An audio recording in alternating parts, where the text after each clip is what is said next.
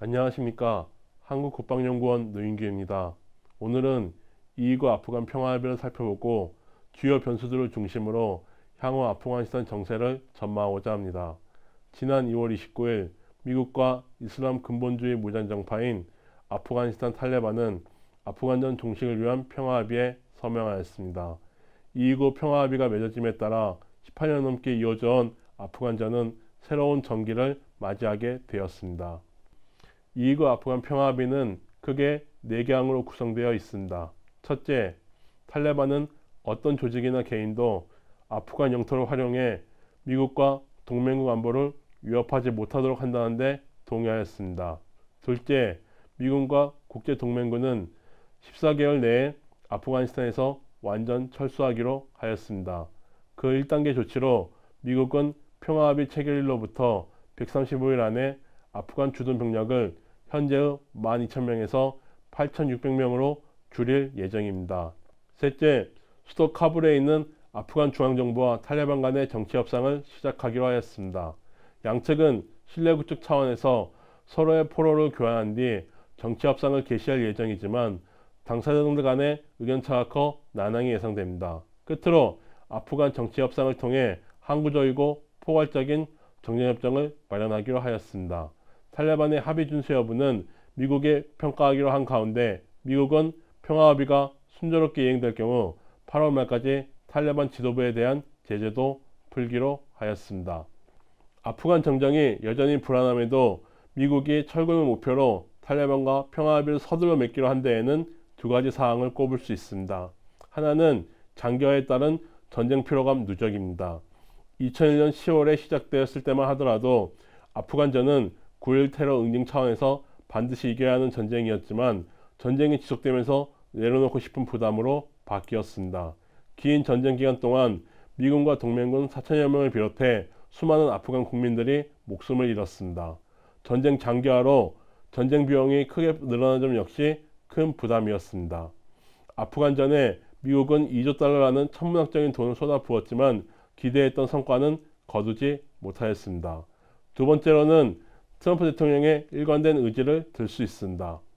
아프간 전쟁을 치른 3명의 대통령 중 시종일관 전쟁 종식을 약속한 유일한 대통령으로서 트럼프 대통령은 협상을 통해 아프간전을 마무리 짓고자 하였습니다. 특히 11월 대선을 앞두고 아프간에서의 미군 철수를 대표적인 외교 성과로 내세우려는 트럼프 대통령의 구상은 미국이 탈레반과의 평화 합의를 서두른 배경이 되었습니다. 탈레반과의 평화협상 타결 소식에 트럼프 대통령은 미국민과의 오랜 약속이 실현되었음을 강조해 아프간전 종식이 공약 이행 차원에서 추진되었음을 보여주었습니다. 아프간 평화 합의를 계기로 아프간에서 미국의 역할은 크게 축소될 것으로 보입니다. 미국 조야에선 전략적 대안 없이 탈레반에게 너무 많은 것을 내주었다는 비판마저 나오고 있는 실정입니다. 그리고 탈레반의 반대로 평화협상에 참여하지도 못한 아프간 정부는 이번 합의의 당사자가 아니면서도 이익 평화합의의 이행 부담을 떠맡게 되었습니다. 반면 조건부이긴 하지만 구체적인 일정까지 제시받은 가운데 외국군의 철수와 지도부 제재 해제라는 선물을 받은 탈레반은 이번 평화협상에서 가장 큰 과실을 챙긴 것으로 평가됩니다. 이는 향후 아프간 전국에서 탈레반의 역할이 커질 수 있음을 의미합니다. 미국과 탈레반 간의 평화합의가 이루어졌음에도 불구하고 아프간 전국은 안정을 되찾기보다는 혼란을 거듭하고 있습니다. 이는 아프가니스탄이 항구적 평화에 도달하기 위해선 헤쳐나가야 할 과제가 만만치 않음을 보여주고 있습니다. 먼저 극심한 내분과 부정부패로 흔들리는 아프간 정부가 자립해 탈레반과의 정치 협상을 잘 이끌어 나갈 수 있을지부터가 의문시되고 있습니다. 설상가상으로 지난 9월 대선을 겪으면서 아프간 정부의 내부는 더욱 심화되는 양상을 보이고 있습니다. 다음으로 미군을 비롯한 국제동맹군이 철수한 이후에도 아프간에 대한 충분한 국제지원이 이루어질지 불확실하다는 점입니다. 아프간전이 시작된 2001년부터 가파르게 증가한 대아프간 국제원조는 2012년 전으로 정점을 찍은 후 크게 감소하는 추세입니다. 더욱이 미국은 평화합의 이후 대아프간 국제원조를 더욱 축소할 기세여서 국제 예산의 75%가량을 해외 지원으로 충당하는 아프간 중앙정부로서는 고민이 클 수밖에 없습니다. 대아프간 국제지원 축소가 아프간 중앙정부의 국가 통치 역량 약화로 이어진다는 점을 감안할 때 평화합의 이후 국제원전 축소 가능성은 아프간의 장래를 어둡게 할 요인이 될 것입니다. 셋째, 외부 세력을 근절하기로 한 2.29 평화합의와 달리 이슬람 국가와 같은 외부 세력이 아프간 중앙정부나 탈레반의 통제 밖에서 준동할 가능성이 여전히 남아있다는 점입니다. 이는 중앙의 통제력이 약하고 부족한 반목이 심한 아프간 특성에 기인합니다. 끝으로 아프간 중앙정부와 탈레반 간의 세력 다툼이 정치 협상과 같은 외교적 수단으로 매듭지어지기 쉽지 않다는 점입니다.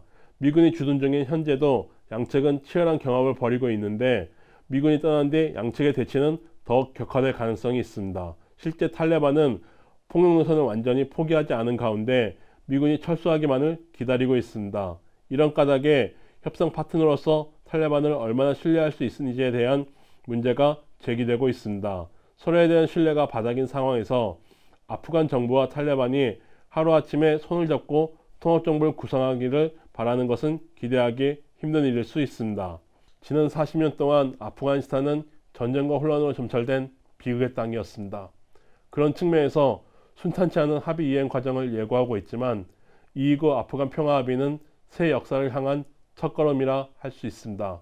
평화를 위해 멀고도 험한 길을 나서야 하는 아프간 국민들에게 용기와 행운이 가득하길 바라면서 제 브리핑을 마칩니다. 경청해 주셔서 감사합니다.